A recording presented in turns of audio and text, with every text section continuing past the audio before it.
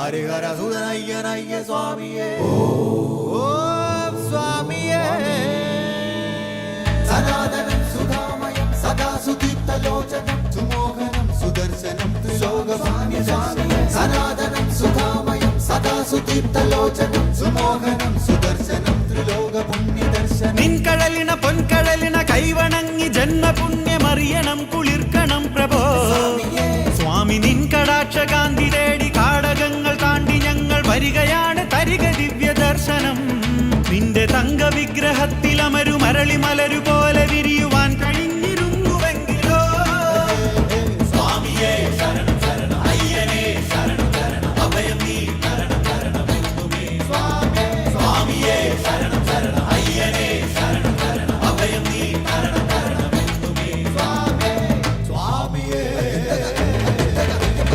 കരിമലയും അഴുതമേടും കാട്ടുകല്ലും കൂർത്തമുള്ളും കാലുകൾക്കു പരവതാനിയ സ്വാമി വാഴും ആ മലയിൽ ജാതിഭേദമേതുമില്ല സ്വാമിമാരാണവിടെ സകലരും കലിയുഗയാക ഭൂവിൽ കതിരണിഞ്ഞ ഭാവുകം മാമല മേലെ വിണ്ണിൽ വന്നുദിച്ച താരകം ശരണപഥങ്ങളിലെ പ്രണവ ദിവ്യ മന്ത്രണം ജീവിതരാത്രിയിലെ സുഹൃത സൂര്യ സുസ്മിതം നിൻകടലിന പൊൻകടലിന കൈവണങ്ങി ജന്മപുണ്യമറിയണം കുളിർക്കണം പ്രഭോ സ്വാമി നിൻകടാക്ഷകാന്തി തേടി കാടകങ്ങൾ താണ്ടി ഞങ്ങൾ വരികയാണ് തരിക ദിവ്യ ദർശനം നിന്റെ തങ്ക വിഗ്രഹത്തിൽ അമരു മരളി മലരു പോലെ വിരിയുവാൻ കഴിഞ്ഞിരുന്നുവെങ്കിലോ സ്വാമിയേ ശരണം ശരണം അയ്യനേ ശരണം ശരണം അഭയം നീ ശരണം ശരണമെന്നുമേ സ്വാമിയേ ശരണം ശരണം അയ്യനേ ശരണം ശരണം അഭയം നീ ശരണം ശരണമെന്നുമേ സ്വാമിയേ ശരണം ശരണം അയ്യനേ ശരണം ശരണം അഭയം നീ ശരണം ശരണമെന്നുമേ जब संसार में चारों तरफ सुख और समृद्धि फैली थी, एक राक्षस ने जन्म लिया जिसका नाम महिषासुर था। ओम ब्रह्मदेवाय नमः। ओम ब्रह्मदेवाय नमः नमः। महिषासुर की अखंड तपस्या से खुश होकर ब्रह्मा जी ने उसे एक वरदान दिया कि तुम्हें इस संसार में कोई नहीं मार सकता, यहाँ तक कि भगवान भी नहीं। अब महिषासुर ने पूरी दुनिया को जीत लिया था और वो एक क्रूर दुष्ट बन गया।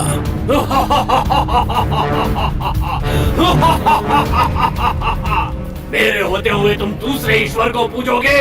तुम्हारा ये तो साहस! सबसे बड़ा भगवान मैं हूँ।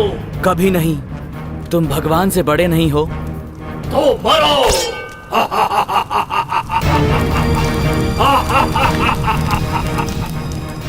देवता भी जानते थे कि महिषासुर स्वर्ग को भी नहीं छोड़ेगा। ब्रह्मा ने उसे इतनी शक्ति दे दी है जितनी कि देवताओं के पास भी नहीं थी।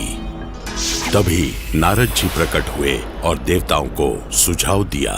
नारायण नारायण, 33 कोटि देवताओं की शक्ति को एकत्रित कर एक महाशक्ति का सृजन करो। केवल वो देवी ही महिषासुर का विनाश कर पाएगी और इस ब्रह्मांड को बचा पाएगी। देव नारायण नारायण।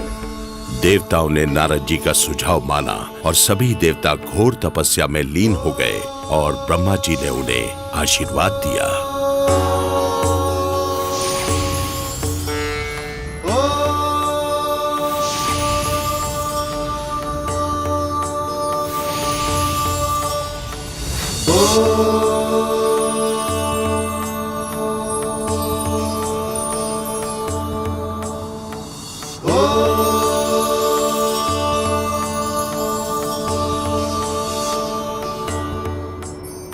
तभी देवताओं ने अपने अंश की ज्योति से एक महाशक्तिशाली देवी का सृजन किया जिसका नाम चंडी था। और वो शक्ति की देवी चंडी इस ब्रह्मांड को बचाने के लिए जन्मी थी। वो ही महिषासुर का काल थी।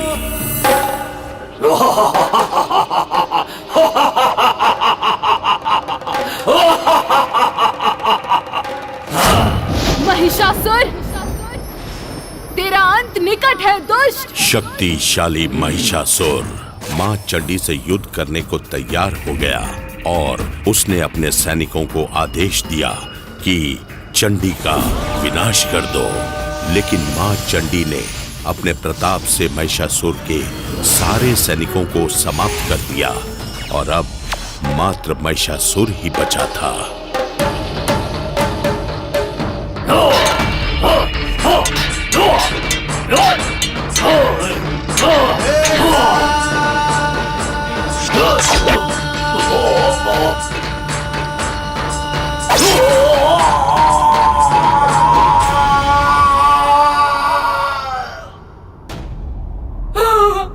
भ्राताश्री, मेरे भ्राता का वध करके किसने अपनी मृत्यु को आमंत्रित किया है, उसका सर्वनाश निश्चित है। मैं शपथ लेती हूँ, मैं शपथ लेती हूँ।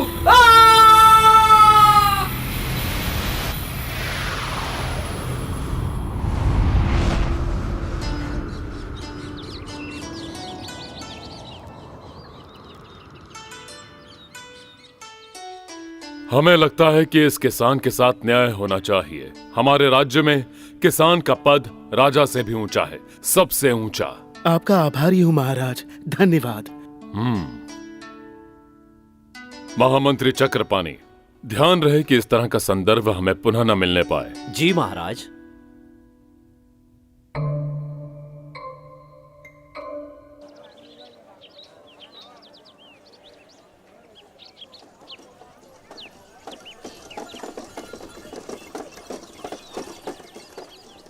मित्रों, मैंने अपने महाराज जैसा उदार और दयालु राजा आज तक नहीं देखा है। सच कहा। जब हमारे राजा पांड्या के पूर्वज मदुराई से चोला पांड्या युद्ध के दौरान लोगों को बचाने आए थे, तो तब वो यहाँ एक शरणार्थी की तरह रहे थे। कोई नहीं जानता था कि वो पंडलम की रक्षा अपने राज्य से भी अधिक करेंगे।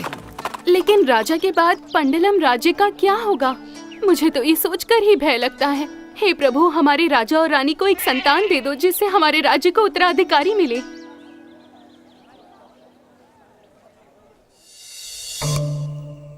वैद्य जी, जैसे जैसे दिन बीतते जा रहे हैं हमारी योजनाएं विफल होती जा रही हैं। धैर्य रखिए महामंत्री। क्षमा चाहता हूँ महाराज। आप मुझे सिखाएंगे वैद्य जी? कदापि नहीं। वर्तमान राजा के बाद राज्य कौन संभालेगा? आप ही तो हैं महाराज। मुझे विश्वास है आप रानी को वो दवाएं दे रहे हैं जिनके असर से वो कभी भी मां नहीं बन पाएंगी। निसंदेह महामंत्री, राज से रसोईया बाकी का कार्य प्रवीण कर देगा। परंतु राजा बनने के बाद मुझे मत भूल जाना। मुझे महामंत्री जो बनना है अवश्य बनाऊंगा। मुझे आप जैसे चालाक आदमी की आवश्यकता होगी। आपके बिना राजपाट कैसे संभालूंगा? मैं आपको उत्तराधिकारी नहीं दे सकती, इसलिए मेरा त्याग कर दूसरा विवाह कीजिए महाराज। नहीं महारानी, हम ऐसा नहीं कर सकते। आपके बाद पंडलम पर कौन राज करेगा महाराज? मुझे इस बात की चिंता हो रही है कि मेरे कारण यहाँ के लोग और यहाँ का साम्राज्य अनाथ रह जाएगा महाराज। नहीं महारानी, ईश्वर इतने कठोर नहीं। हम प्रार्थना कर रहे हैं कि हमें एक संतान हो।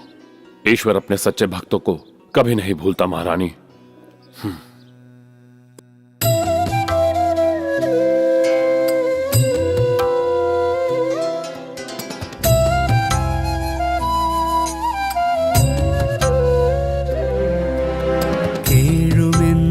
പ്രാണനിന്നൊരു വരം നൽകുമോ?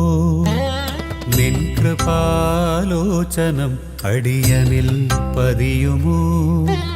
ഡമരുവിൽ ഉണരുമാ സ്പന്ദനം ജീവനം, മന്ദഹാസങ്ങളോ ചന്ദ്രസമ്മോഹനം.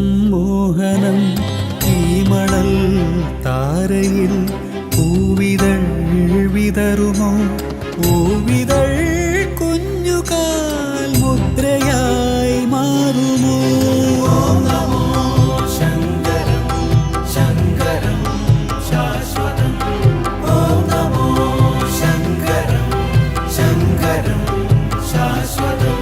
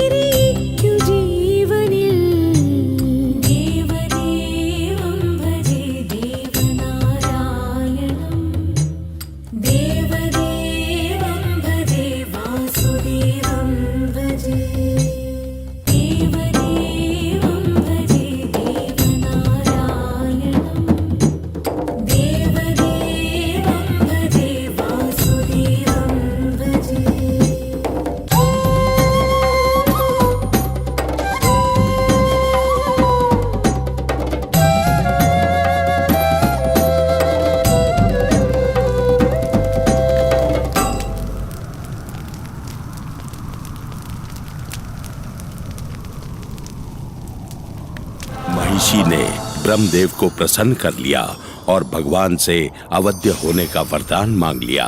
अब महिषी महिषासुर की तरह शक्तिशाली बन चुकी थी। अब मैं अपनी भ्राता की मृत्यु का प्रतिशोध लूंगी और उन देवताओं का सर्वनाश कर दूंगी।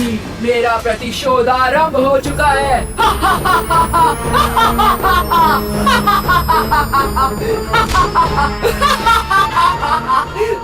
महिषी सारे देवताओं से ज्यादा शक्तिशाली बन गई थी। उसने पूरी दुनिया पर विजय प्राप्त कर ली और चारों तरफ हाहाकार मच गई।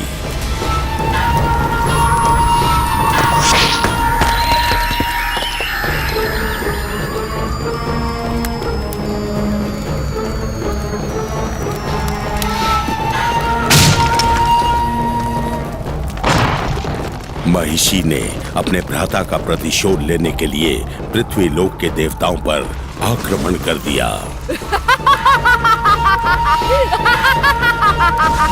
देवता भयभीत होकर भाग गए। इंद्रदेव और बाकी देवता जान बचाने के लिए त्रिमूर्ति की शरण में चले गए, लेकिन त्रिमूर्ति जो देवताओं का त्रिकूट था, वो भी महिषी के सामने हतबल थे। ब्रह्मदेव के वरदान के कारण हम में से कोई भी महिषी का वध नहीं कर सकता। जब भगवान शिव और मेरी शक्तियां एक साथ जुड़ जाएंगी और एक रूप हो जाएंगी, तो महिषी भी उस शक्ति का मुकाबला नहीं कर पाएगी।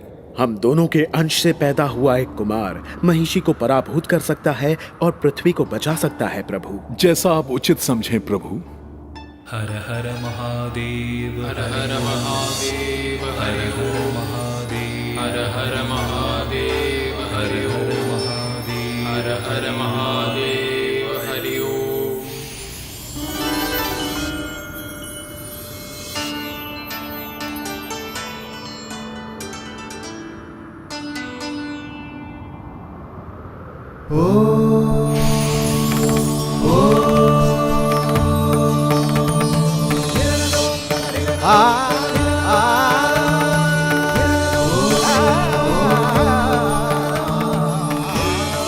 और फिर सबसे तेजस्वी और शक्तिशाली अय्यप्पन का जन्म हुआ।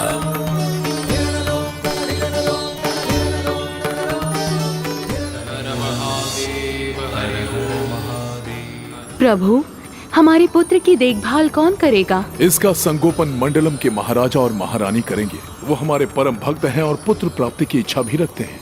वे इसका संगोपन करेंगे। हमारा दिव्य पुत्र एक राजकुमार होगा। हम अपने अय्यप्पन को उन्हें सौंप देंगे। वो इसका पालन पोषण करेंगे।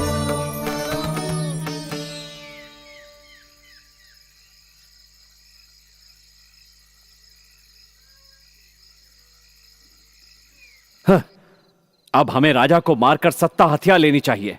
ये आप क्या कह रहे हैं? अभी सही समय नहीं आया है। अब मैं और प्रतीक्षा नहीं कर सकता। यदि आपने किसी भी तरह की शीघ्रता की तो पंडलम की जनता हमें स्वीकार नहीं करेगी। हम कल का सूरज नहीं देख पाएंगे। जनता अपने राजा के लिए प्राण देने को तत्पर है। आपकी बात पूर्णतः सत्य है, लेकिन आपके और मेरे होते हुए पंड्या से भागकर आए आश्रित को राजा बनाने की क्या आवश्यकता है? अपना स्वर मध्यम रखो महामंत्री। दीवारों के भी कान होते हैं। राजा के गुप्तचर नहीं, हमारा सोना स्वीकार करने के बाद वे हमारे गुप्तचर हैं। वे हमारी आज्ञा मानेंगे।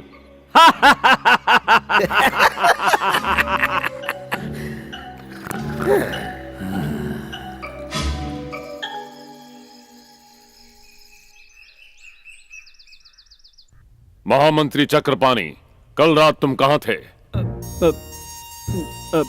मैं यही था, अर्थात यहाँ नहीं था महाराज। मुझे समाचार मिला कि डाकू उदयन शक्तिशाली बन चुका है। उसकी जानकारी लेने गया था। महामंत्री, हम कितनी बार उसे पराभूत कर चुके हैं, आखिर वो फिर से शक्तिशाली कैसे बन गया? महाराज, सूचना मिली है कि वो लोगों को एकत्रित कर युद्ध की योजना बना रहा है।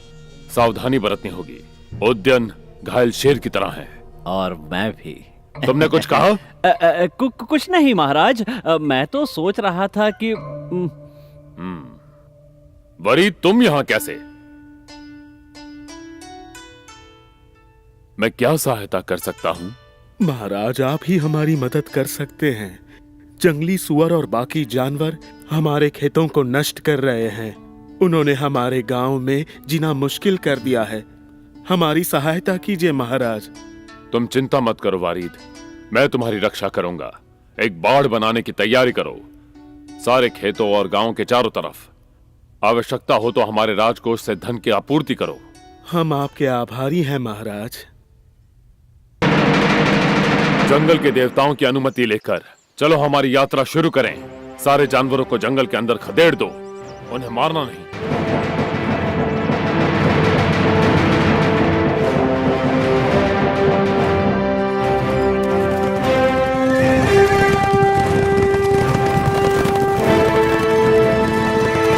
उनका पीछा करो, जल्दी करो, उन्हें चोट मत पहुंचाना। बस उन्हें भगा दो।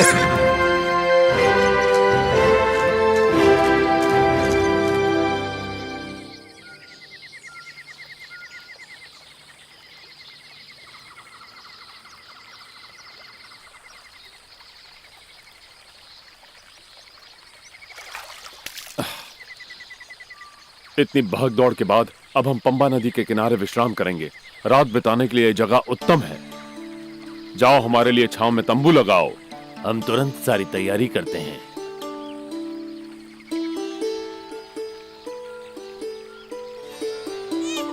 हाँ? बच्चे की आवाज।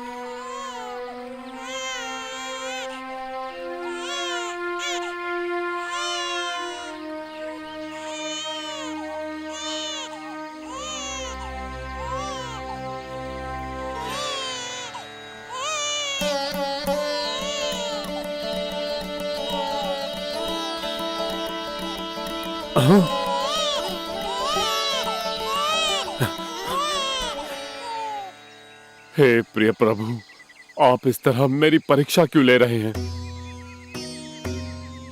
इस बच्चे के माता पिता कहाँ हैं? क्या आपने ये पुत्र मेरे लिए भेजा है भगवान?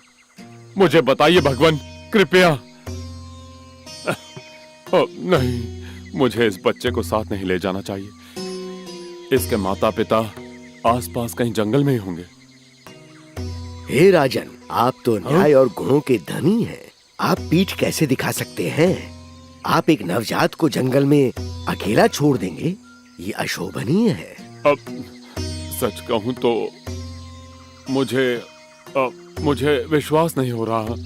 आप जैसे राजन को पाप नहीं करना चाहिए। इस नवजात को किसी ने इस जंगल में अकेला छोड़ दिया है। इसे महल ले जाके इसका लालन पालन करें। परंतु ये दिव्य बालक किसका है? बताइए, कृपा करके मुझे बताइए।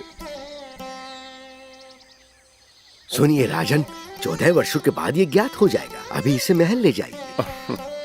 मैं आपका आभारी हूँ। कृपा करके इस दिव्य बालक का नामकरण कीजिए।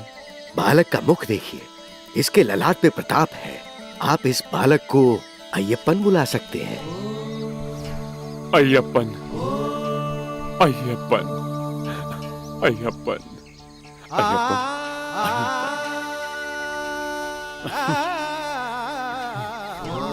शंभु महादेव, ये आपकी ही माया है। आपने मुझे पुत्र प्रदान कर ही दिया। हे भगवान, मैं आजीवन आपकी आराधना करता रहूंगा।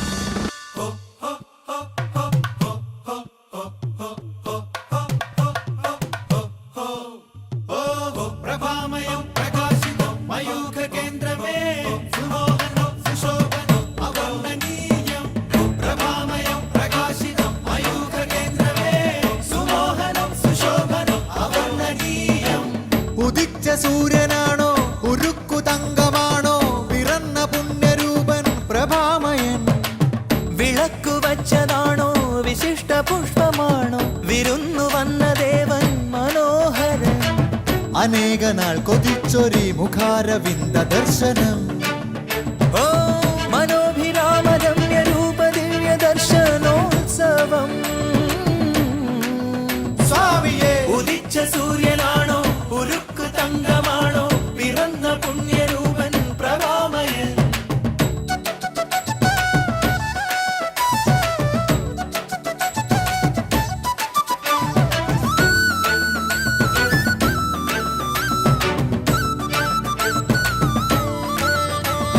കുഞ്ഞുപാദ പത്മമുദ്ര പൂത്ത പൂഴി എത്ര സുന്ദരം നിത്യസുന്ദരം സുന്ദരം എങ്ങുമെങ്ങും ഉൾപ്രമ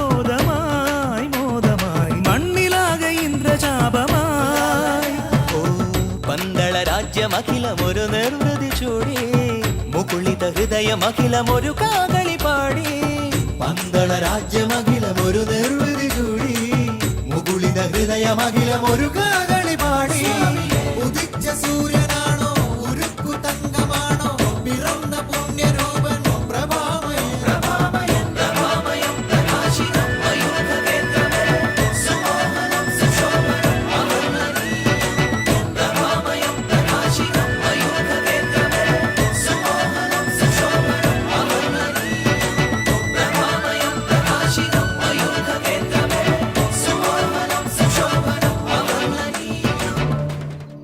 हमारे सपने और योजनाएं सब धूल में मिल गए हैं वैद्य। वो जंगली बालक सबका प्रिय बन गया है।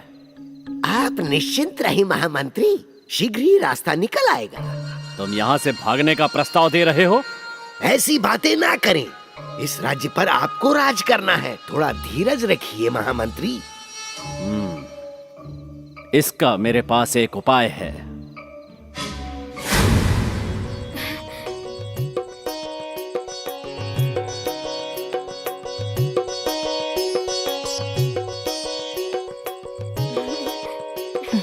सुनो पुत्र, अपनी माँ को इस तरह सताओ मत। बस करो अय्यप्पन, अब मैं थक गई हूँ। महारानी ध्यान रखिए, इस तरह भाग दौड़ मत कीजिए। याद रहे आप गर्भवती हैं। राजकुमार नटखट हो गए हैं। अब तुम जाकर सो जाओ बेटा। जैसा आप कहें पिताश्री। अय्यप्पन, यहाँ मेरे पास सो जाओ। मैं नहीं सो सकता माँ, जल्द ही मुझे अध्ययन के लिए गुरुकुल जाना होगा और अब मुझे आपके बिना अकेले सोना सीखना होगा माँ। हमारा पुत्र छोटा सा है, परंतु इसके विचार कितने उच्च हैं। ये केवल आपके सामने ऐसी वार्ता करता है, अन्यथा ये बहुत नटखट है।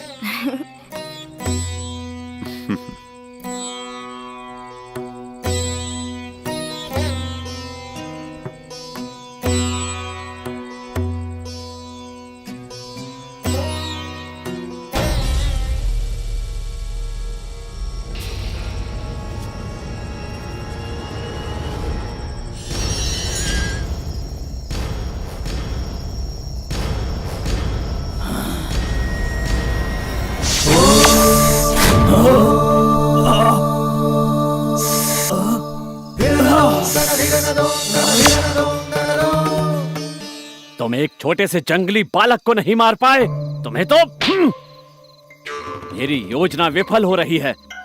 तुमने अनंतनाग को देखा, थू, तुम्हें ये बोलते हुए शर्म नहीं आई मणि? क्रोध मत करो महामंत्री, कोई सुन लेगा। तुमने वहाँ जो भी देखा ये किसी को ज्ञात ना हो। यदि अपना मुंह खोला तो अपने प्राण गंवा बैठोगे। अब भागो यहाँ से।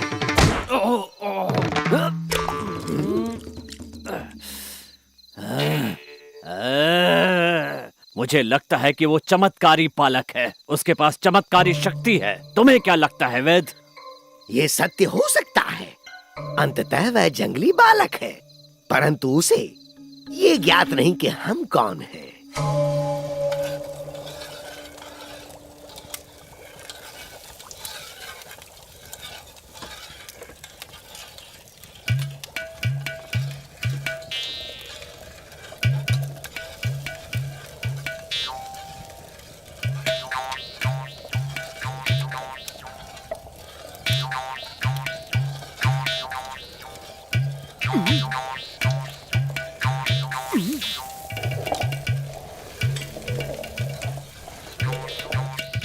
सुनो तिरुमणि, यहाँ आओ।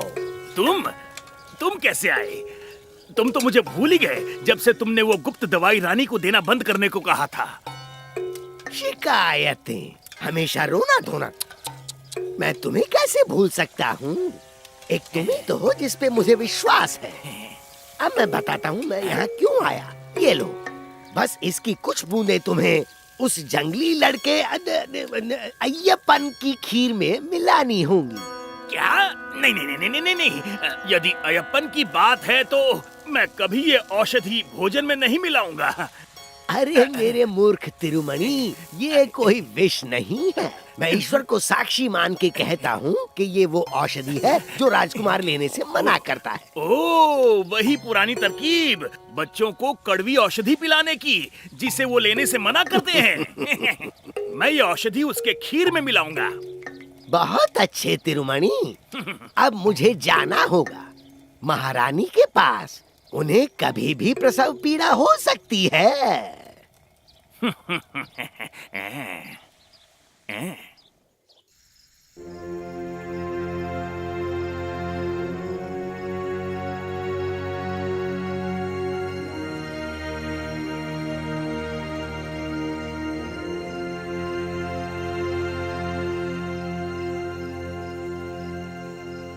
महाराज, राजकुमार हुआ है।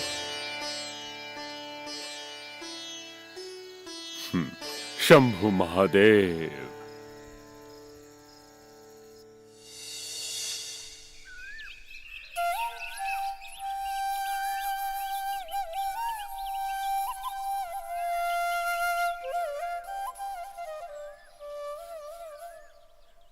अय्यप्पन, तुम्हारे भ्राता के जन्म के पश्चात तुम सदैव भोजन करना भूल जाते हो। देखे ना, ये कितना सुंदर है माँ।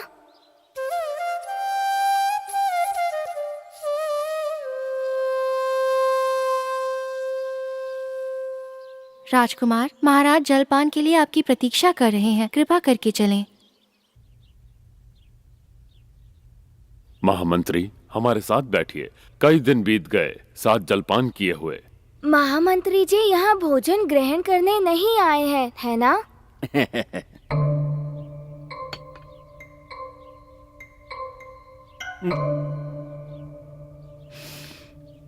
पिताश्री, क्या मैं ये खीर पी सकता हूँ? अवश्य पियो।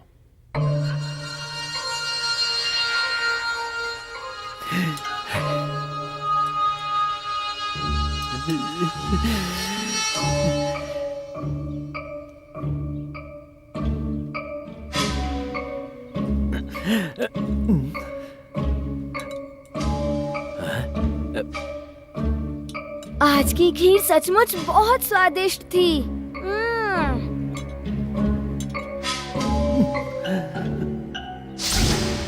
क्या विष का कोई प्रभाव नहीं हुआ? परंतु वो तो जगत का सबसे तीव्र विष है महामंत्री। उसकी एक बूंद 10 हाथियों को मार सकती है, वो भी एक पल में। मैंने कहा था ना कि वो बालक चमत्कारी है। उसे मारने के लिए हमें काली विद्या का प्रयोग करना होगा।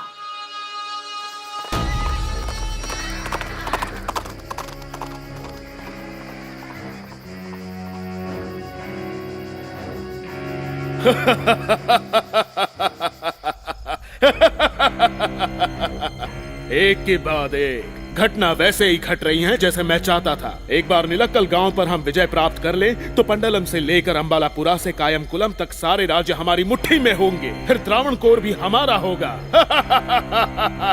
और सरदार, हमारे गुप्तचरों ने पंडलम राज्य के कुछ शक्तिशाली लोगों से मित्रता कर ली है। पंडलम पर आक्रमण करने की जल्दबाजी मत करना। पहले निलक्कल, फिर रानी और कोनी। एक बार ये राज्य हमारे अधीन हो जाएं, तो पंडलम जीतना आसान होगा। मैं खुद पंडलम के राजा की नाक काटकर कांच की पेटी में संभाल कर रखूंगा।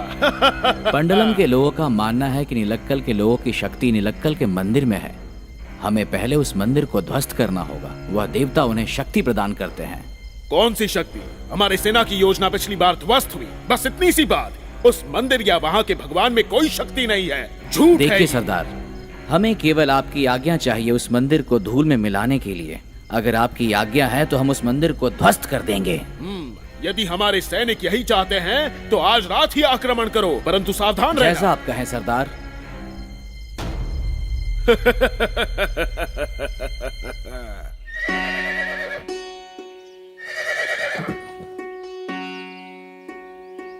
प्रिय पुत्र, तुम्हारे जाने का समय आ गया है।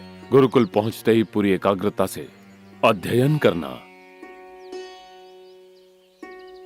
मैं पूर्ण एकाग्रता से ज्ञान अर्जित करूंगा। मुझे जो सिखाएंगे वो सब आत्मसात करूंगा। परंतु पुत्र, क्या है? मुझे बताओ।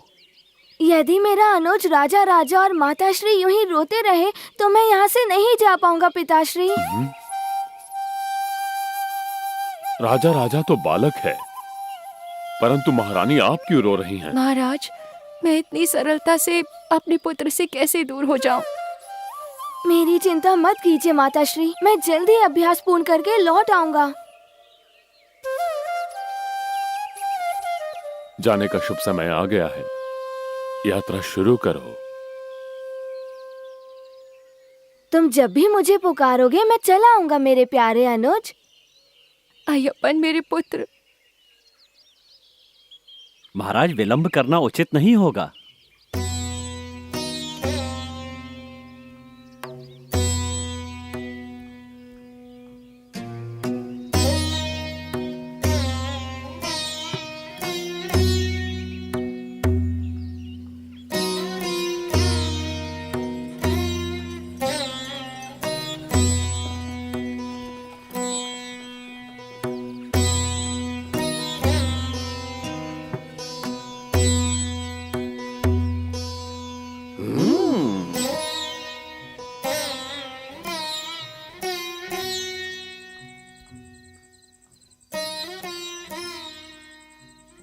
महाराज, आप संध्या प्रार्थना में उपस्थित क्यों नहीं थे? अय्यप्पन के जाने के बाद सब कुछ सुना सुना लग रहा है। मुझे उसकी बहुत याद आ रही है। पूरे साम्राज्य और मुझे भी ऐसा ही प्रतीत हो रहा है। महाराज, अय्यप्पन के आगमन के पश्चात हमारे जीवन में कई विशेष बातें घटी हैं। हमें संतान प्राप्त हुआ, हमें लूटने या हमसे युद्ध करने उदयन लौट कर नहीं आया। खेत खलियानों में फसल फल फूल रही है, बीमारी और दरिद्रता नष्ट हो गई। हर तरफ केवल सुख शांति और समृद्धि का वास है। हमारा पुत्र भगवान हरिहर का वरदान है, परंतु महारानी, मैं अपने पुत्र के बिना नहीं जी सकता।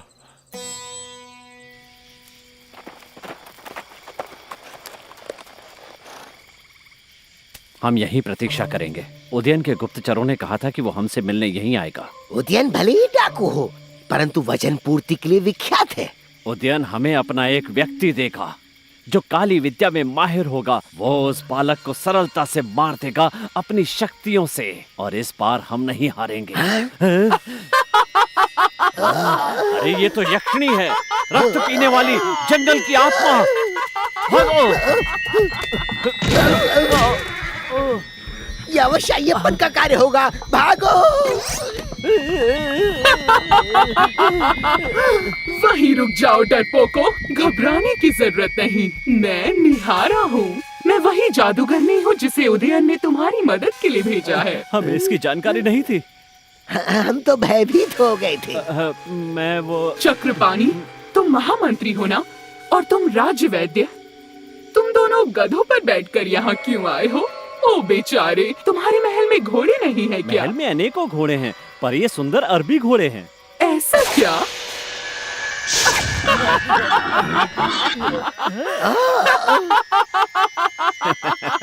तुम अकेले ही पर्याप्त हो उस जंगली बालक को मारने के लिए। कहाँ है वो लड़का? सिर्फ इतना बता दो और बाकी चीजें मैं देख लूंगी, समझ गए? और हाँ, इसके बदले में क्या करना है तुम्हें पता है ना? हाँ, हमें पता है। कल रात को ही हमने अपनी सेना निलक्कल से पीछे हटा ली है।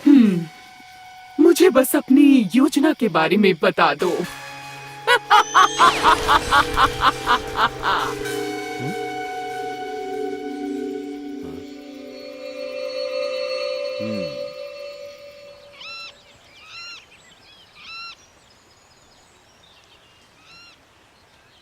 अय्यप्पन, आज से तुम्हारा अध्ययन प्रारंभ हो रहा है। राजकुमार, तुम्हारे लिए विशेष आसन की व्यवस्था की गई है। आसन ग्रहण करो। गुरुजी, मेरे साथ अन्य बच्चों जैसा ही बर्ताव कीजिए। और हाँ, मैं भी यहीं निवास करूँगा, साधारण बच्चों की तरह। क्षमा चाहता हूँ गुरुजी, यदि आपको ठेस पहुँची हो। जैसी तुम्हारी इच्छा राजकुमार।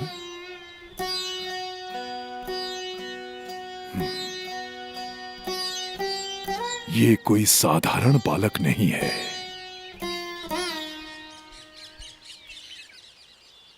गुरुजी ने हमें जंगल से चंदन की लकड़ियाँ लाने को कहा है,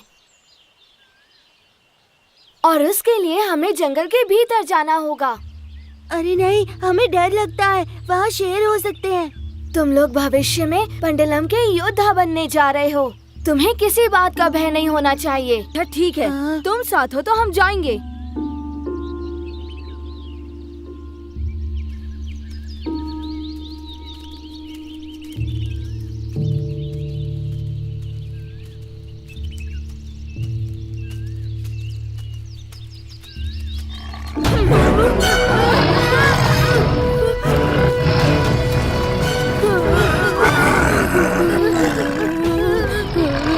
पीछे हट जाओ।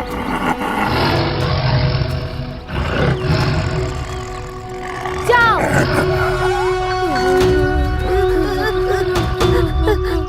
भयभीत मत होना।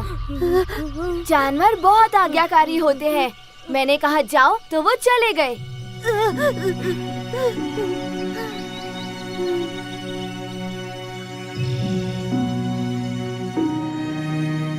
देखो दोस्तों, ये रही चंदन की लकड़ियाँ। केवल सूखी टहनियाँ ही उठाना। ठीक है अय्यप्पन। अय्यप्पन! रामू कहाँ है? अब तक तो वो हमारे साथ ही था। तुम सही कह रहे हो, वो कहाँ गया? तुम लोग चंदन की लकड़ियाँ इकट्ठा करो। तब तक मैं जाकर रामू को ढूंढता हूँ।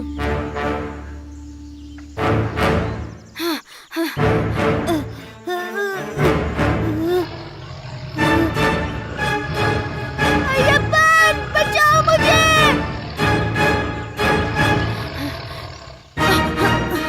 अय्यप्पन! नहीं, पीछे हटो।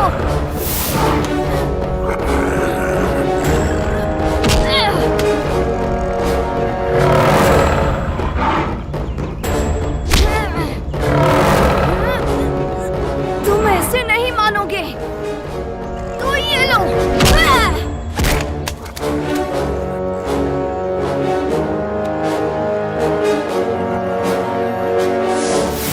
तुम्हारी हिम्मत कैसे हुई?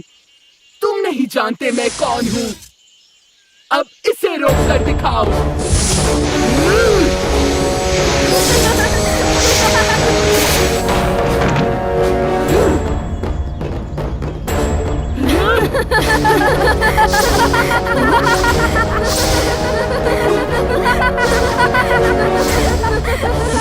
जादूगर बालक!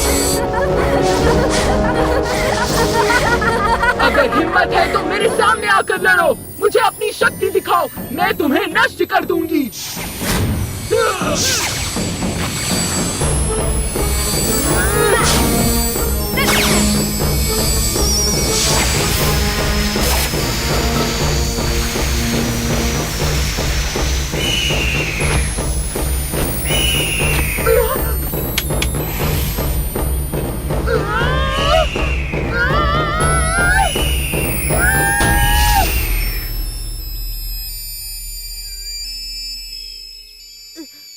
रामू, क्या हुआ था? नेत्र खोलो।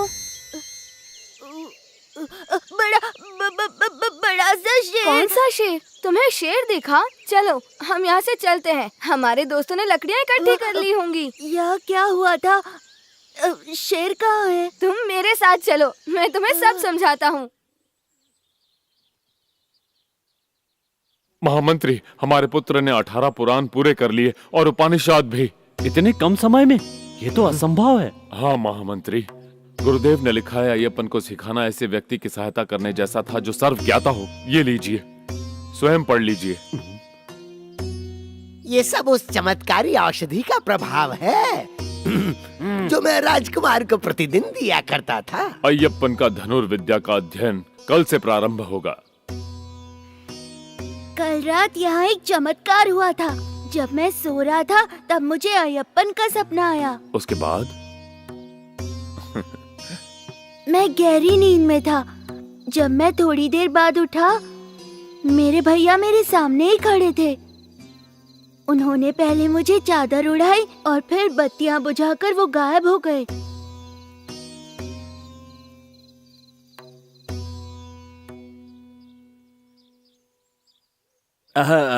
ये केवल आपका स्वप्न था। हम आज्ञा चाहते हैं महाराज। हमारे आचार्य को सांप ने काट लिया है, उसका उपचार चल रहा है।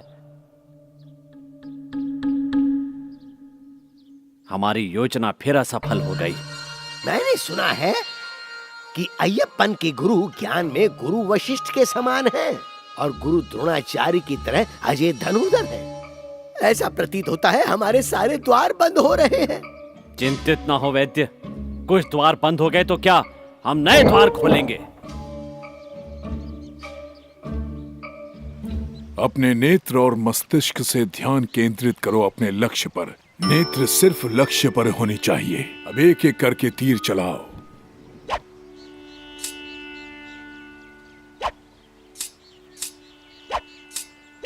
अय्यप्पन, पंछी की नेत्र को लक्ष्य बनाओ और अपने लक्ष्य से भटकना मत। जैसी आपकी आज्ञा गुरुदेव।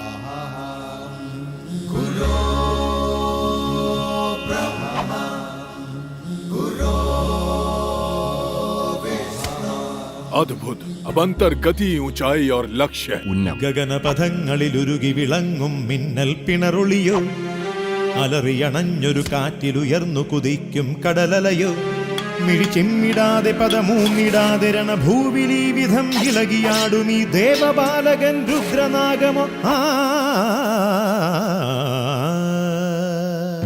അടവികളിൽ നിന്നിടവപ്പാതിയിലൊഴുകിയ പുഴ പോലെ, ആയുധമേന്തിയ തരുണൻ താണ്ഡവ ശിവരൂപം പോലെ, കരവാളുമേന്തിയവനസ്ത്രവേഗനായി സൂര്യനാളമായി പടരും ഇവിടെ നിന്നുതിരും അഗ്നിയോ താരകങ്ങളോ.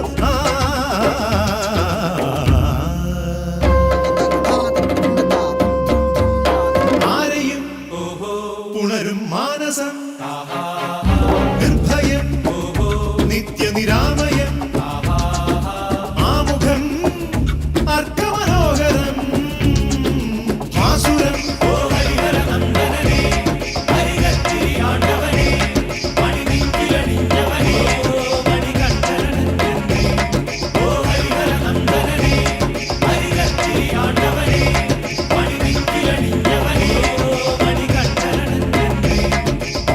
ഹരിഹര ചൈതന്യം എന്നെന്നും അവനിൽ വസിക്കുന്നു, ദേവകളെന്നും എന്നെന്നും ഭാവുകമരുളുന്നു.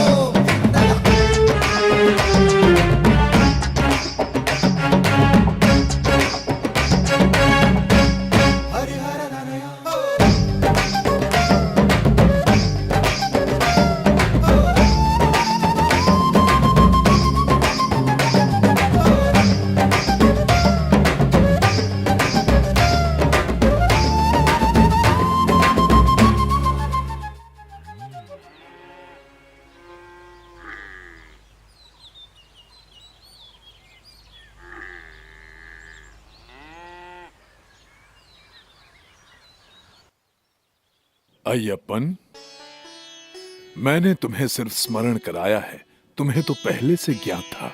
कलरी पयट्टू के कुछ दाव शेष हैं और तुम्हारा प्रशिक्षण पूर्ण हो जाएगा। अतः कलरी गुरु के पास जाना होगा। चिरताला के चिरपन चिरा के कुरूप सर्वोत्तम गुरु हैं। आप किसी और की सराहना कर रहे हैं, वो जरूर अपनी कला में सर्वश्रेष्ठ होंगे। उनसे शिक्षा प्राप्त करने के पश्चात तुम निपुण हो जाओगे और राजा बनने के योग्य हो जाओगे। बाएं घूमो, नीचे झुको और फिर अपने प्रतिस्पर्धी पर हमला करो। सुनो केशव, लड़ते वक्त आंखें खुली होनी चाहिए। अपने पीछे देखो। प्रणाम गुरु कुरूप। ओह, तो आप हैं। महान गुरुदेव यहाँ खुद पधारे हैं। आपसे मिलकर मैं धन्य हो गया। बहुत अंतराल के बाद मिले, मुझे आशीर्वाद दीजिए। ये कौन है? मेरा शिष्य है। ये यहाँ युद्ध कला सीखने आया है, सर्वश्रेष्ठ गुरु से। पर ऐसी कौन सी विद्या है जो मुझे ज्ञात है, आपको नहीं? उत्तरी और दक्षिणी युद्ध कला के अलावा तुम कई और युद्ध कलाओं में निपुण हो। मैंने उचित कहा ना? ये बालक साधारण नहीं लगता। ये है कौन, आप बताएंगे? अवश्य बताऊंगा। पहले बताओ, क्या तुम इसे सिखाओगे? अवश्य, शुरू करते हैं। अय्यप्पन, प्रशिक्षण के लिए तैयार हो जाओ। पकड़ो इसे, पकड़ लो। अद्भुत। इस कला में सारे योद्धाओं के हाथ घायल हुए थे, वो असफल हो गए। अय्यप्पन कोई साधारण बालक नहीं है, अपना बचाव करो।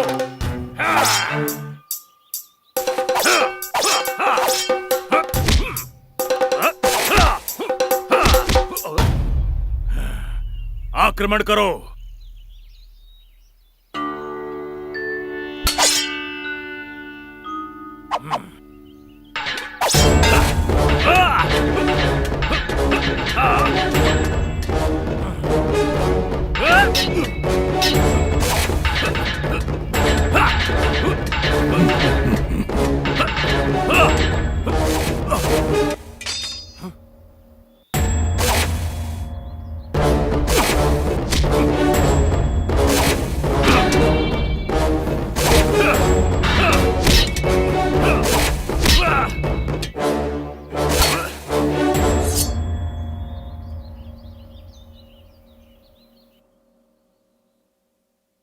उत्तम, अति उत्तम, परंतु तुम्हें अभी भी बहुत कुछ सीखना है।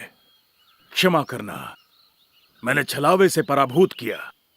आज तक मेरा सामना कभी तुम्हारे जैसे महान योद्धा के साथ नहीं हुआ था। मैं तुम्हें घायल करने के लिए क्षमा चाहता हूँ।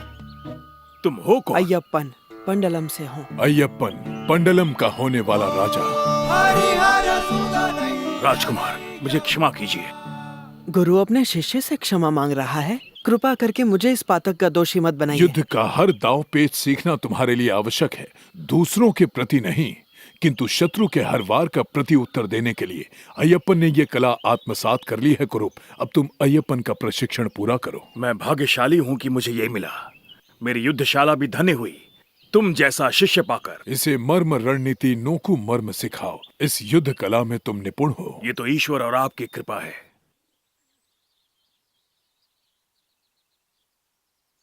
महारानी की जय हो। बोलिए महामंत्री। मैं आपसे एक वार्ता करने आया हूँ। आप मुझसे क्या वार्ता करना चाहते हैं? आपको तो सब ज्ञात है। ये सत्य है, लेकिन मेरे प्रश्न का उत्तर केवल आप ही दे सकती हैं महारानी। पूरे राज्य में केवल आप ही हैं जो ये गुत्थी सुलझा सकती हैं। सुनिए माँ, क्या आपका वो चित्र पूरा हो गया? चलिए बाहर चलकर देखिए, बगीचे में बहुत सारी सुंदर तितलियाँ आई हैं। चलिए मेरे साथ। क्या सचमुच? कौन से रंग की पुत्र? माँ चलिए खुद चलकर देखिए, वो खूबसूरत फूलों की तरह लग रही हैं। चलिए ना। तुम चलो पुत्र, मैं थोड़ी देर बाद आती हूँ। शीघ्र आना माँ, नहीं तो वो सब की सब अभी आती हूँ पुत्र। बताइए महामंत्री, आप क्या जानना चाहते हैं? महारानी, महाराज गुरुकुल से लौटते ही अय्यप्पन को राजा घोषित करने वाले हैं। हाँ तो? महारानी, मेरा तात्पर्य है कि महाराज ने इतना बड़ा निर्णय आपसे पूछ कर लिया या नहीं? महाराज राज्य संबंधित निर्णय मुझसे पूछकर नहीं लेते, और ये मेरा कार्य नहीं है। ऐसे निर्णय तो वे आपसे परामर्श करके लेते हैं। आपसे एक विशेष बात कहना चाहता हूँ। आपको क्या लगता है, मुझसे पूछा जाता तो क्या मैं इससे सहमत होता? अय्यप्पन एक दिव्य और तेजस्वी बालक है। यदि वो राजा बन जाए तो इसमें बुराई क्या है? प्रजा भी उससे अत्यंत प्रेम करती है, और विशेष बात वो योग्य है।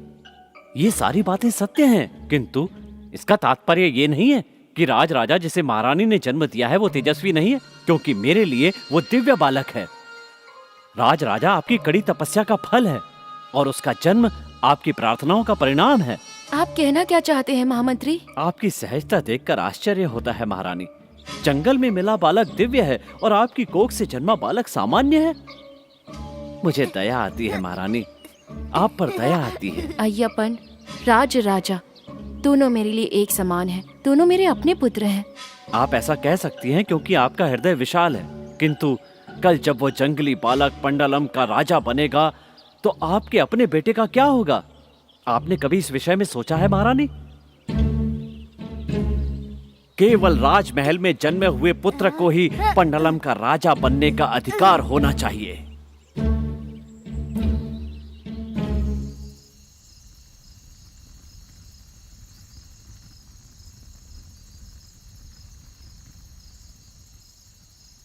गुरुजी, आपके द्वारा दी गई शिक्षा पूर्ण हो चुकी है। कृपया बताएं, मैं आपको गुरु दक्षिणा में क्या भेंट दूं?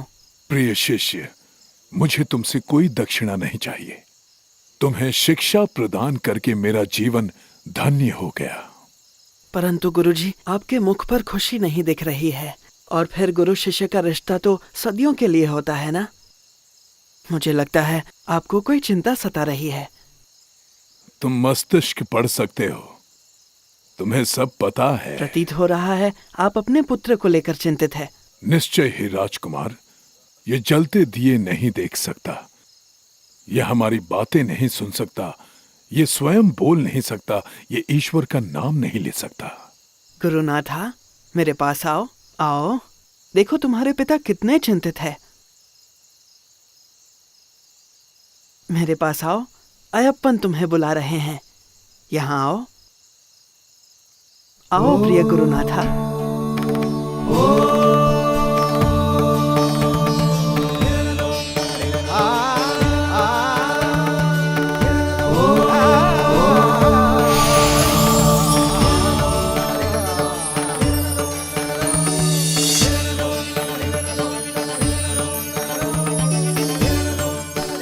गुरुनाथा, अपनी आंखें खोलो और इन्हें देखो।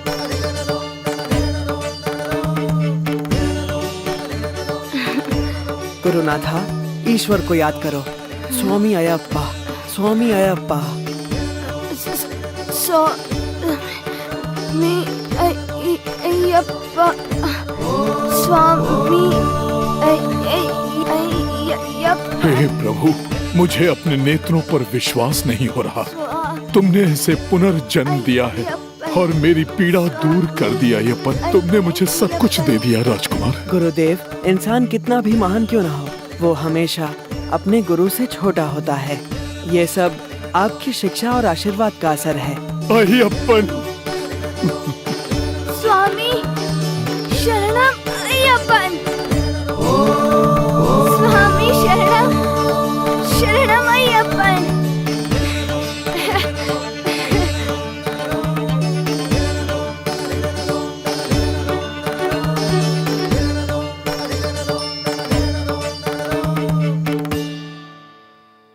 क्या विचार कर रही हो? क्या किसी विचार को लेकर विचलित हो? महाराज को मेरा स्मरण हो ही गया। महाराज, आपको केवल राजपाट और अपने पुत्र अय्यप्पन में रुचि है। मेरी और मेरे पुत्र की किसी को चिंता नहीं। आज अय्यप्पन गुरुकुल से लौट रहा है और उसके आने पर वही राजपाट संभालेगा और मैं चिंता मुक्त हो जाऊंगा।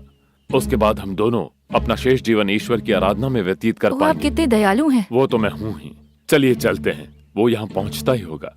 कितने दिन हो गए हमें अय्यप्पन को गले लगाकर। आप जाइए, मेरा स्वास्थ्य ठीक नहीं, मैं नहीं आ पाऊंगी। मेरा मन विचलित हो रहा है। महारानी, आप विश्राम कीजिए, मैं राजकुमार को लेकर आता हूँ।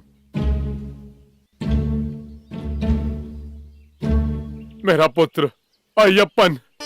पिताश्री।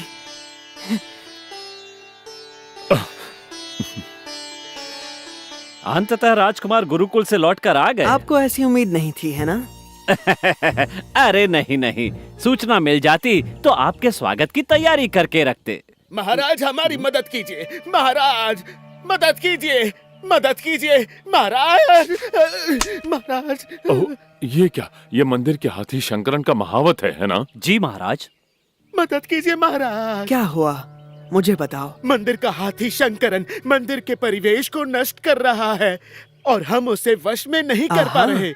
बस इतनी सी बात है, मैं अभी उसे काबू करता हूँ। नहीं नहीं राजकुमार, शंकरन बहुत ही ताकतवर जानवर है। जानवर हमारे आसपास के कई इंसानों से अच्छे होते हैं। हम उन्हें काबू में कर सकते हैं। सही कहा ना महामंत्री? मुझे आज्ञा दीजिए, मैं जल्द ही लौटूंगा। संभल कर रहना राजकुमार।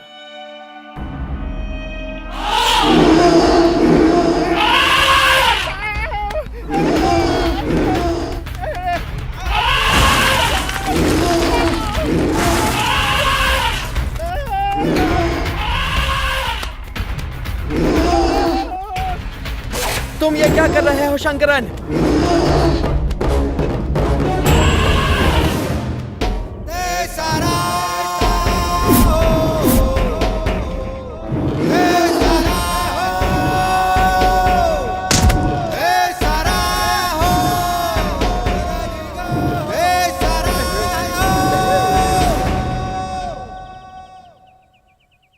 देखो, तुमने यहाँ सबको कितना डरा दिया है। तुम्हें सजा मिलनी चाहिए।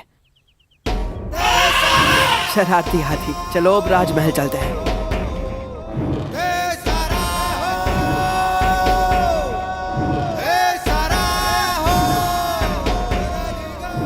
राजकुमार अय्यप्पन की जय हो। राजकुमार अय्यप्पन की जय हो। राजकुमार अय्यप्पन की जय हो। राजकुमार अय्यप्पन की जय हो। राजकुमार अय्यप्पन की जय हो। अय्यप्पन,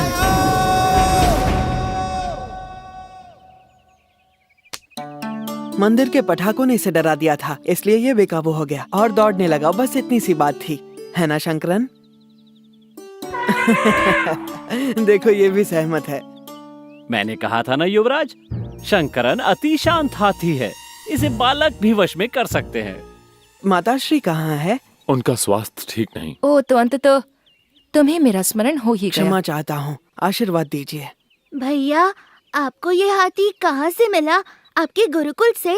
क्या आप इसे मुझे देंगे? भ्राता, मैं ये हाथी तुम्हारे लिए ही लाया हूँ। ये तुम्हारा है। नहीं, कदापि नहीं। ये हाथी उन्मत्त और खतरनाक है। नहीं, मुझे वो चाहिए। माँ, मुझे वो हाथी चाहिए। मुझे वो हाथी चाहिए। मैंने तुमसे मना किया ना, अब हट मत करो। चलो मेरे साथ। सुनिए माताश्री, ये हाथी कुछ नहीं करेगा। मेरे पुत्र के लिए क्या उचित है मैं जानती हूँ। तुम इस विषय से दूर रहो। तीर निशाने पर लगा है।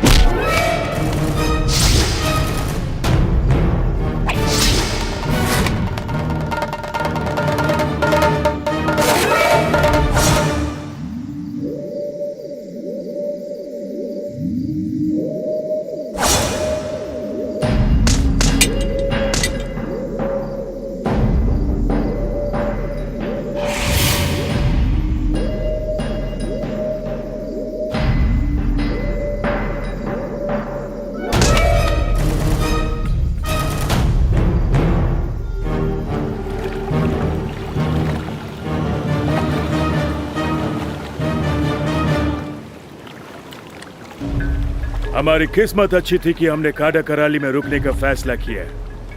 अल्लाह के रहम से हमारा जहाज भर चुका है। सरदार, तो हम अगली लूट के लिए कहीं और की तैयारी करें? अभी नहीं। हमारे पास जो खजाना है वो जमींदारों ने यहाँ के रहने वाले गरीबों से लूटा है। अब हमें ये खजाना गरीबों में बांटना होगा। हमारे हुक्म की तामील की जाए। जी सरदार। ओह, अशुभ समाचार है।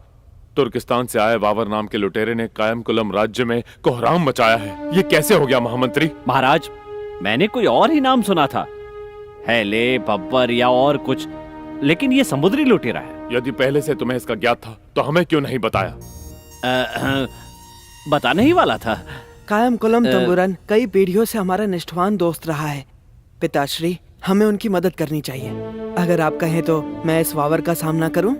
नहीं मेरे पुत्र, तुम ये नहीं कर पाओगे। यह वावर बहुत क्रूर है। एक जवान अनुभवी राजकुमार उसे नहीं हरा पाएगा। मैं बस अपने ज्ञान का प्रयोग करना चाहता हूँ। मुझे सिर्फ आपका आशीर्वाद चाहिए। वावर कोई पागल हाथी नहीं जिसे आप वश में कर लेंगे। आप उसे केले दिखाकर वश में नहीं कर सकते। मुझे आपसे किसी परामर्श की जरूरत नहीं। मेरे महाराज, आज्ञा दीजिए। यदि तुम यही चाहते हो तो अपने साथ सेना लेकर जाओ। मैं अकेले जाऊंगा पिताश्री। उदयन को खबर मिली कि पंडलम से सेना निकली है, तो आप जानते हैं कि इसका परिणाम क्या होगा। मैं जानता हूँ, पर कुछ सैनिक तो अपने साथ लेकर जाओ। अकेले मत जाना पुत्र। पिताश्री, हमें कायमकुलम के तंबुरन को संदेश भेजना चाहिए कि वो चिंता ना करें, और मैं तुरंत निकल रहा हूँ। महारानी, अगर मुझसे पूछे तो उस जंगली बालक में कोई दिव्य शक्ति नहीं है। जब से वो यहाँ आया है निरंतर अनिष्ट समाचार मिल रहे हैं। पहले हाथी शंकरन निरंकुश हो गया, अब एकाएक तुर्किस्तान से समुद्री लुटेरे आ गए। उदयन हमला कर सकता है। कृपा करके कुछ कीजिए। अगर अब भी आप शांत रहीं तो आपको पुत्र के साथ पंडलम छोड़ना होगा। महामंत्री, मैंने उसका पालन पोषण किया है। वो मेरे पुत्र समान है। महारानी, आपको स्मरण है कि उसने राजकुमार को पागल हाथी पुरस्कार स्वरूप दिया था। वो राजा को मारकर मार्ग से हटाना चाहता था। मैं ऐसा नहीं कर सकती। मैंने अपना निर्णय ले लिया है। यदि महाराज को पता चल गया तो आप जानते हैं कि उन्हें कितना दुख होगा। वैद्य, कुछ कहते क्यों नहीं? महारानी को बताओ। ये योजना कोई नहीं जान पाएगा। बताओ, महारानी को बताओ। महारानी, भयभीत मनुष्य कभी विजयी नहीं होता है। यदि वावर ने उसे जाने दिया या अय्यप्पन ने अपनी माया से वावर को पराजित भी कर दिया, तो उसी पल से वह पंडलम का सिर्फ राजपुत्र नहीं होगा, वह उसी पल पंडलम का राजा बन जाएगा। तो समय ना गवाएं, अन्यथा पश्चाताप करना पड़ेगा। ठीक है, मुझे विचार करने का समय दीजिए।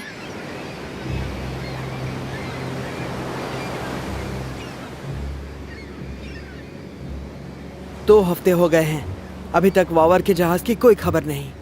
वावर अवश्य समुद्र में लौट गया होगा, उसने हमें देखा होगा। हम किनारे की रक्षा कर रहे हैं। युवराज, लगता है हमें कुछ मिल गया। हाँ, ये अवश्य वावर का जहाज है और ये किनारे की तरफ आ रहा है। सब तैयार हो जाओ।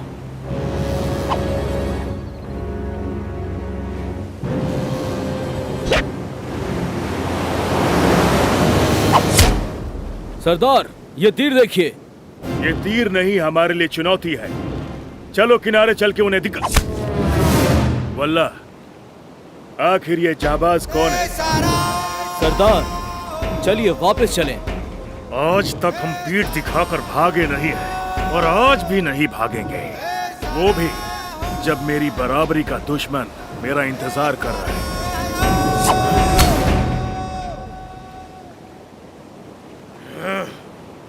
छोटी नाव पानी में उतारो, जल्दी करो। अय्यप्पन, अपने तीरों से नौका को डुबा दो। यदि वो किनारे तक आए तो युद्ध अटल है। ऐसा करना उचित नहीं होगा। आखिर वो जाबाज योद्धा है कौन जिसने हमारा ध्वज और सुल्तान की टोपी उड़ाने की हिम्मत की? तुम लुटेरे वावर हो। क्यों, मैंने सही कहा ना? नजर बहुत तेज है, मैं ही हूँ वावर। अगर ये बात है तो मैंने ही तुम्हारा ध्वज तोड़ा था। बहादुरी ऐसे दूर से नहीं दिखाते, दुश्मन के सामने दिखाओ। अब दिखाओ अपनी वीरता। मैं अपनी वीरता तुम्हारे कहने पर नहीं दिखाऊंगा। जबान भी बहुत तेज है, हिम्मत है तो मुझ पर वार करके दिखा लड़के। कोई आम लड़का नहीं, मैं अयप्पन हूँ। ओ अच्छा, अयप्पन, मैंने तुम्हारी कहानियाँ सुनी है, लेकिन तुम मुझे बेवकूफ बच्चे लगते हो। तुम क्या जानना चाहते हो, मेरी उम्र या मेरी धनुर्विद्या? मैं अभी तुम पर बाण नहीं चलाऊंगा। मैं लोगों पर तभी हमला करता हूँ जब वे सशस्त्र होते हैं। ऐसी बात है तो बताओ किससे हमला करूं? एक तलवार से या जादू से? जो तुम्हारा मन करे। मैं भी तो देखूं, वार करो।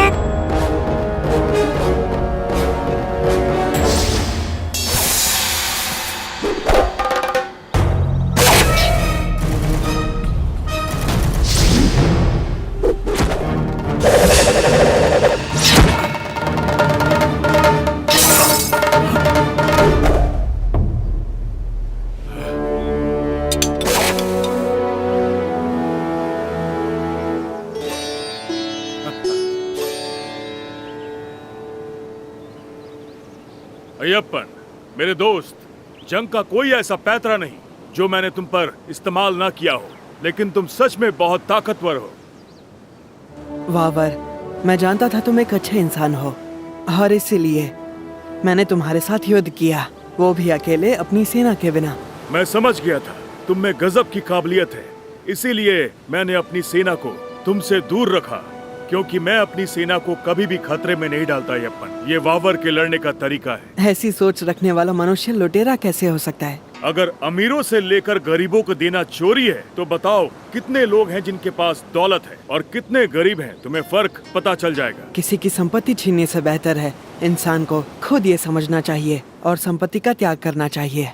दौलतमंद लोग ऐसा नहीं सोचते हैं, वो तो बस गरीबों को लूटना चाहते हैं और उनकी दौलत से अपनी तिजोरियां भरना चाहते हैं। रात के अंधेरे में लूटने से क्या अमीरों को समझाना ठीक नहीं होगा कि वो अपनी इच्छा से संपत्ति दान करें? इंतजार करते करते तो पूरी दुनिया खत्म हो जाएगी अय्यप्पन। दौलतमंद लोगों के पास सिर्फ एक चीज की कमी होती है, वो है दिल। यदि मैंने तुम्हें ऐसे व्यक्ति से मिलवाया तो? अगर ऐसी बात है तो मैं खुदा की कसम खाता हूँ, मैं अपने साथियों के साथ लोगों को लूटना बंद कर दूंगा। वचन दीजिए। वावर का ईमान ही वावर का खुदा है अय्यप्पन। मेरे लिए खुदा से बढ़कर कुछ नहीं। तत्वमसी। या मेरे खुदा, ये क्या है?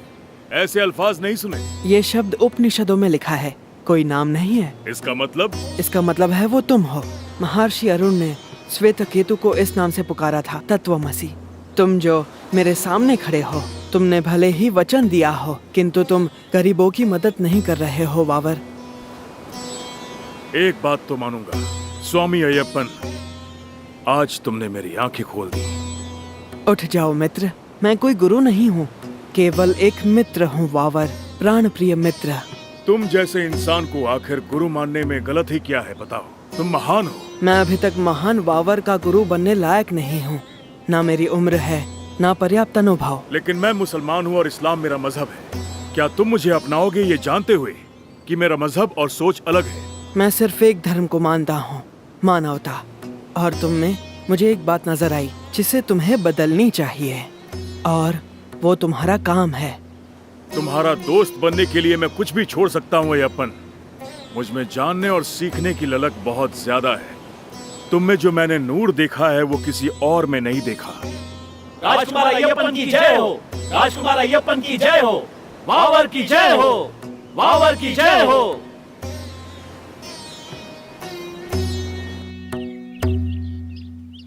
महामंत्री, तुम्हें ये आश्चर्य की बात नहीं लगती कि हमारे गुप्तचरों को आक्रमण की सूचना नहीं? समझा नहीं महाराज, आप क्या बात कर रहे हैं? उद्याना ने सिर्फ निलक्कल प्रदेश नहीं जीता, बल्कि वहाँ सब कुछ तहस नहस कर दिया। अब वहाँ कुछ नहीं बचा। मैंने सोचा नहीं था कि ऐसा होगा। आपको कैसे पता चला महाराज? हमारे राज्य में आज भी कुछ लोग हैं जो अपने राजा के प्रति स्नेह रखते हैं। पहले युवराज को कायमकुलम से लौटने दीजिए, उसके बाद वो उद्यान को संभालेगा और हमारे पूरे राज्य को भी।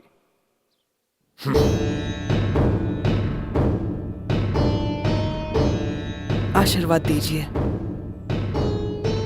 अस्सलाम अलैकुम। ये हैं वावर, अंबालापुरा से कायमकुलम तक और मव्वेलिकारा से वेटियार तक, इन्हीं ने सब कुछ लूटा था।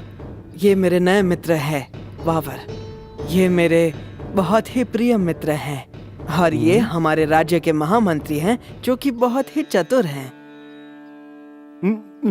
सुनो पुत्र, मुझे तुमसे कुछ वार्ता करनी है। वो बात उदयन के बारे में है ना? मुझे ज्ञात है।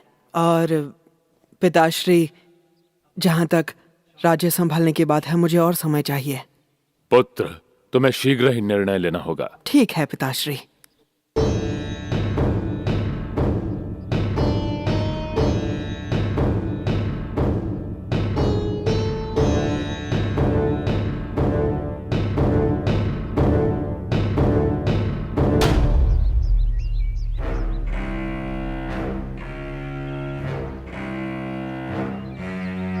हमारा करीमाला किले में प्रवेश करते ही समझो हम जीत जाएंगे।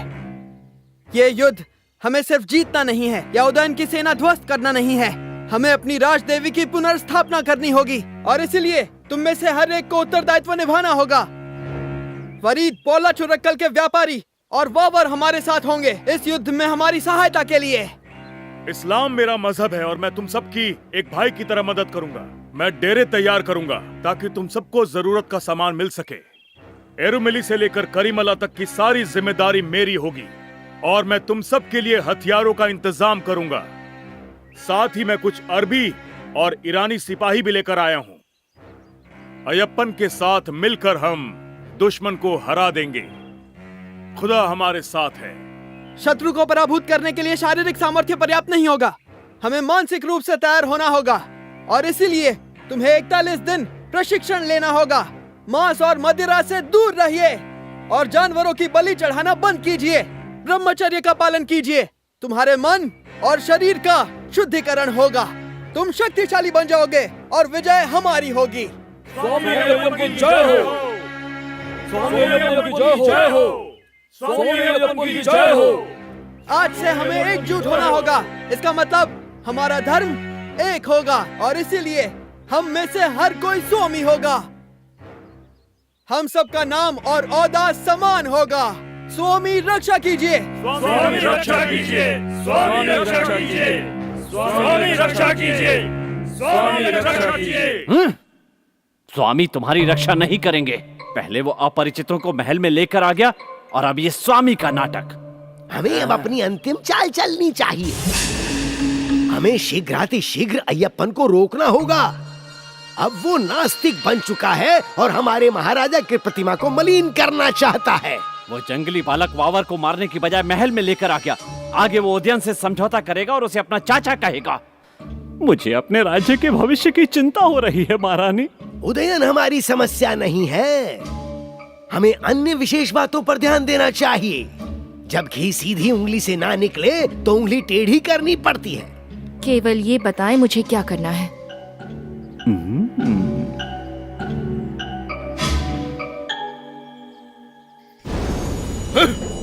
पिछले 1 महीने से पंडलम की सेना हमारे साथ युद्ध करने की तैयारी कर रही है और हमें इस बात की भनक तक नहीं।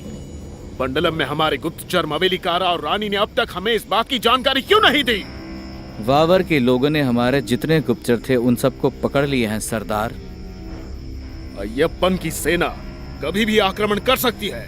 मैं शपथ लेता हूँ कि किसी को भी जीवित नहीं छोड़ूंगा, कि हार निश्चित है। हमने जंगल के हर पेड़ पर अपना एक आदमी बिठाया है जो वहां छुप कर बैठा है और अय्यप्पन की सेना पर आक्रमण कर देगा।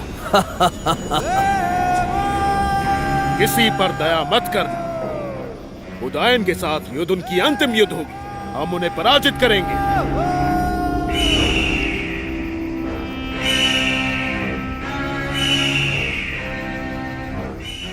आकाश में लाल गरुड़ उड़ रहा है और ये एक अच्छी बात है। ईश्वर हमारी तपस्या से प्रसन्न है। उन्होंने हमें शक्तिशाली बनाया है। युद्ध के लिए तैयार हो जाओ योद्धाओं। इस बार उदयन हमारी शरण आएगा और युद्ध की शुरुआत आज से होगी। आगे बढ़ो और हम एक साथ मिलकर ये युद्ध जीतेंगे।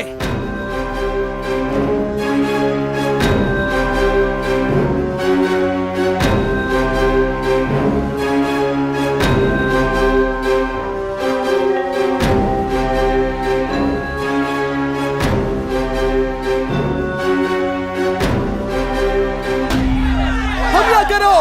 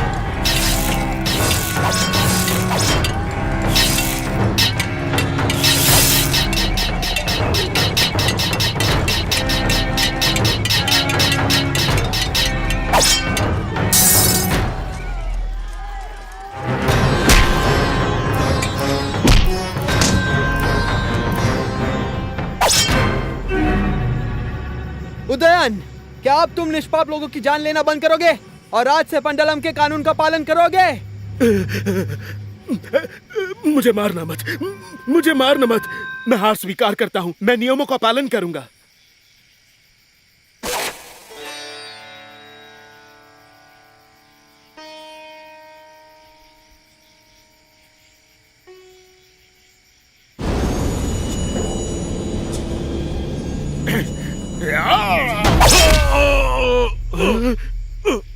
तुम्हारी इतनी हिम्मत! धोखेबाज! स्वामी, इसकी सजा मैं दूंगा इसे।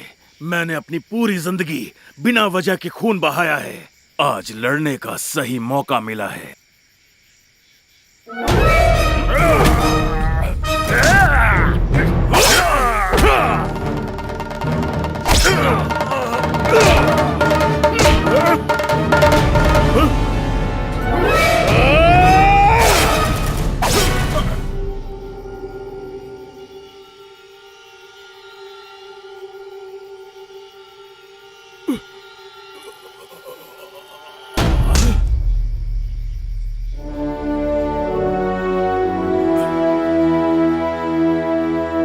वावर, अपने घावों पर जड़ी बूटियां लगाओ ताकि और खून ना बहे। तुम्हारा ये प्यार मैं हमेशा याद रखूंगा। शुक्रिया। स्वामी, हमने करीमला किले को ध्वस्त कर दिया है। हमें उदयन को भी अग्नि देनी चाहिए। घोषणा करो हम ये युद्ध जीत चुके हैं। मंदिर में हमारी कुलदेवी की पुनर्स्थापना करो।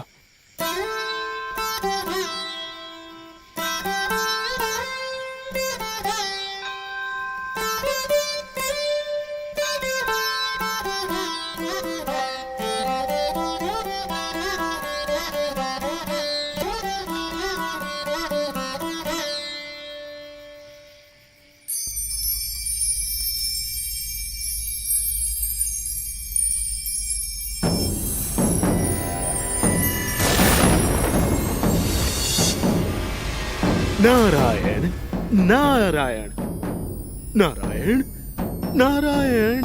यहाँ नारायण का अस्तित्व नहीं महर्षि।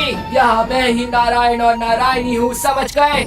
ओह, क्षमा कीजिएगा, मैं तो ये विवशतावश कह गया। मनुष्य के पूजनीय देवता कहाँ है? कहाँ छिपे बैठे हैं? मैं उनसे युद्ध करने के लिए विचलित हूँ। आपसे लड़ने की क्षमता किसमें है महान महिषी? आपने तो तीनों लोग को पराजय किया है। कोई नहीं लड़ेगा। नारायण। ये सत्य है। परंतु मैंने कुछ सुना है। क्या सुना तुमने? क्या देवता मुझ पर आक्रमण करने वाले हैं? नहीं नहीं नहीं नहीं, मैंने सुना है कि पृथ्वी लोक से कोई आपको ललकार रहा है, और जो आपको ललकार रहा है वो आपको शबरी जंगल में ही मिलेगा। चुनौती?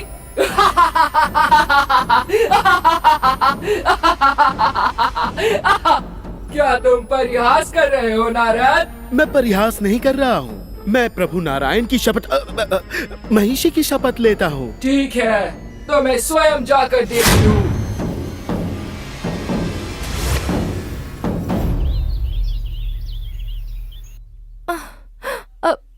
अब मेरी मृत्यु निश्चित है।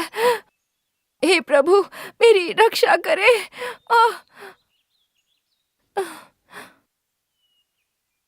वैद्य जी, मुझे बताइए, इस रोग का कोई उपचार नहीं? एक उपाय है महाराज, परंतु वो असंभव है। समस्या ये है कि जो सामग्री हमें चाहिए वह आसानी से उपलब्ध नहीं। जो सामग्री चाहिए हमें बताइए, हम स्वयं लेकर आएंगे। महाराज, हमें शेरनी का दूध चाहिए। अल्प मात्रा ही पर्याप्त होगी। उस दूध में भस्म मिलाकर चूर्ण के साथ सेवन करने से यह रोग ठीक हो सकता है। शेरनी का दूध? ये कैसी औषधि है? शेरनी का दूध? आप भयभीत हो गए युवराज? शेरनी का दूध, वो भी ताजा निकला हुआ। पहले कभी इस दवाई के बारे में नहीं सुना। ये इस विकट रोग की अनसुनी औषधि है। कृपया मुझे अन्यथा ना लें। आपने इतने साल धनुर्विद्या, वेद और उपनिषदों का अभ्यास किया है, परंतु मैंने आयुर्वेद का। यदि आप अपनी माँ से प्रेम करते हैं तो जाइए और वैद्य जी पर शंका न करते हुए दूध लेकर आइए। हमारे पास अधिक समय नहीं है युवराज। हाँ, यदि और विलंब हुआ तो औषधि का प्रभाव नहीं होगा। चिंता ना करें, मैं शीघ्र ही दूध ले आऊंगा। वावर या सेना के अधिकारियों को अपने साथ ले जाओ। नहीं पिताश्री, उन्हें विश्राम करने दीजिए। और वैसे भी यदि ज्यादा लोग साथ होंगे तो उद्देश्य सफल नहीं होगा, है ना महामंत्री? जी युवराज, शेरनी भयभीत होकर भाग सकती है। सुनिए वैद्य, बाकी सामग्रियों का प्रबंध कीजिए, मैं शीघ्र ही लौटूंगा।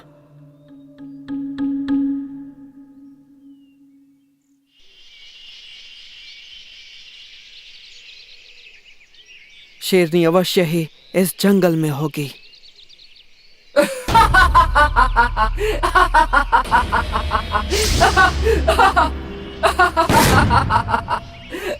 कौन हो तुम कौन हो? मेरा नाम है अयप्पन। मूर्ख कहीं के, तुम महिषी को मारना चाहते हो? अगर साहस है तो समक्ष आओ। जादू के पीछे छुपना कायरता है। तुम्हारा साहस कैसे हुआ यहाँ आकर देवलोक की रानी को कायर कहने का?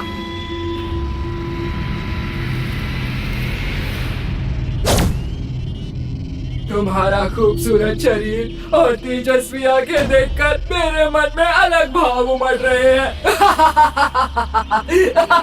तो क्या तुम मेरे स्वामी बनना चाहोगे? मैं इस प्रस्ताव को स्वीकार नहीं कर सकता। मेरे जन्म का उद्देश्य है तुम्हें मारकर असुरी वृत्ति को नष्ट करना और धर्म की पुनर्स्थापना करना।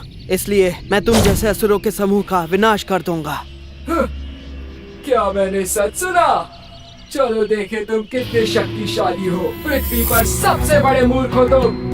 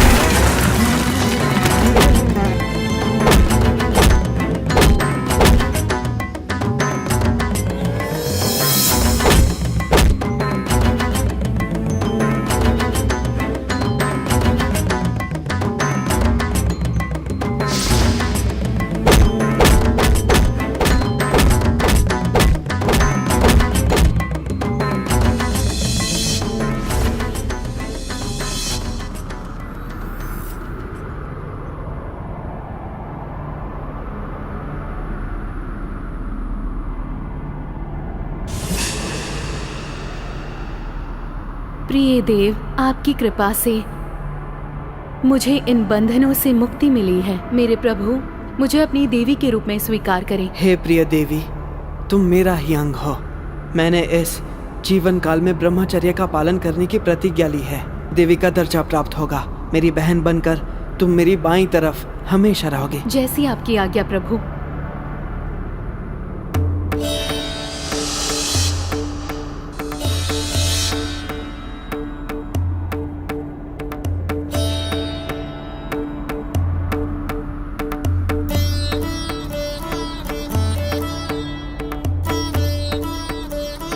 मेरे पुत्र, तुमने अपना अवतार कार्य पूर्ण कर लिया। अब तुम पंडलम महल में अपने परिवार के साथ लौट सकते हो। उसके बाद शबरी पर्वत पर एक मंदिर बनाओ और वहां कलयुग के देवता बनकर वास करो और ऐसे भक्तों की सहायता करो जिनका इस संसार में कोई नहीं है। मेरे पुत्र, स्वर्ग की अप्सराएं शेरनी बनकर आएंगी। भगवान शेर के बच्चों का रूप धारण करेंगे। स्वयं इंद्र शेर का रूप धारण करेंगे ताकि तुम उन पर विराजमान हो सको।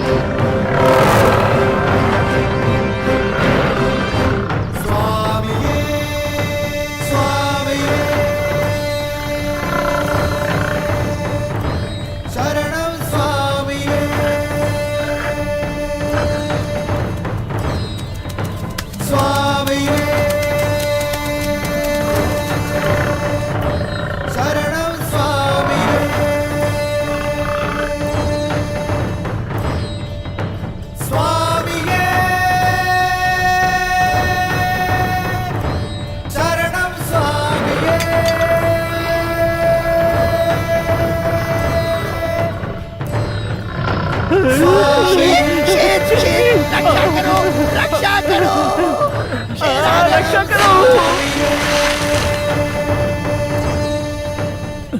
स्वामी अय्यप्पन की जय हो, स्वामी अय्यप्पन की जय हो। महाराज, आपने जो लक्ष्य दिया था वो मैंने पूरा किया। अब कृपा करके वैद्य जी को इनका दूध निकालने की आज्ञा दे।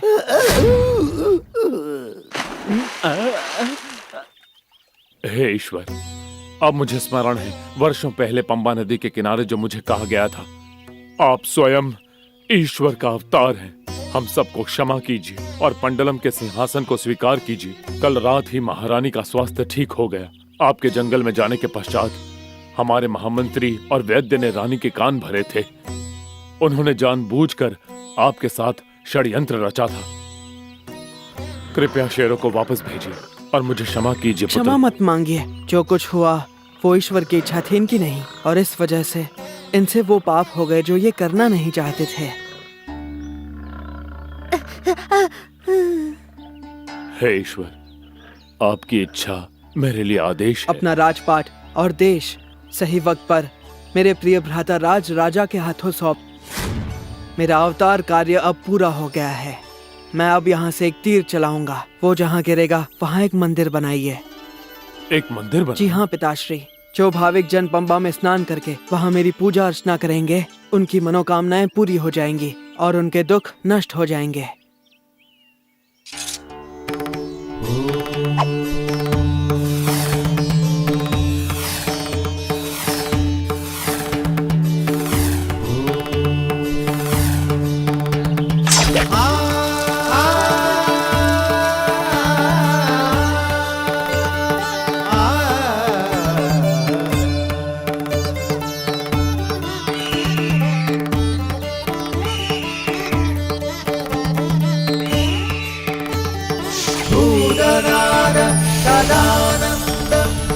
सर्वभूत दयापरा रक्ष रक्ष महाबाहो शास्त्रे स्तुभ्यं नमो